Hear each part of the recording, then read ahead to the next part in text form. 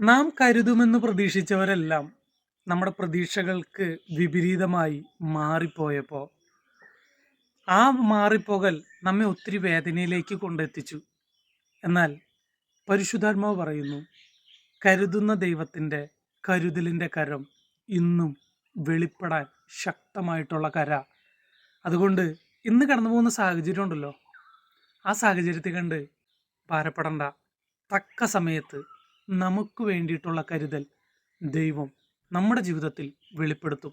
അബ്രഹാമിൻ്റെ ജീവിതത്തിൽ വെളിപ്പെടുത്തിയതുപോലെ, പത്രോസിൻ്റെ ജീവിതത്തിൽ വെളിപ്പെടുത്തിയതുപോലെ, കലങ്ങി മറിഞ്ഞിരിക്കുന്ന നമ്മുടെ ജീവിതത്തിലും ദൈവത്തിൻ്റെ കരുതലിൻ്റെ കരം തക്ക സമയത്ത് ദൈവം വെളിപ്പെടുത്തും. പത്രോസിനെ ആ കടലിൽ മുങ്ങിത്താണു പോകുന്ന സമയത്ത് ആ കരം പിടിച്ചുയർത്തിയത് നിങ്ങൾ കണ്ടോ?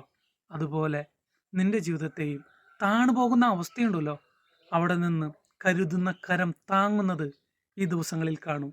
മറ്റുള്ളവർ എന്തും പറയട്ടെ, നമ്മൾ പ്രതീക്ഷിച്ചവരെല്ലാം നമ്മളെ കൈവിടട്ടെ, സങ്കടപ്പെടണ്ട, ഭാരപ്പെടണ്ട. ഒരിക്കലും കൈവിടാത്ത ദൈവത്തിൻ്റെ കരം നമ്മെ ചേർത്ത് പിടിക്കും.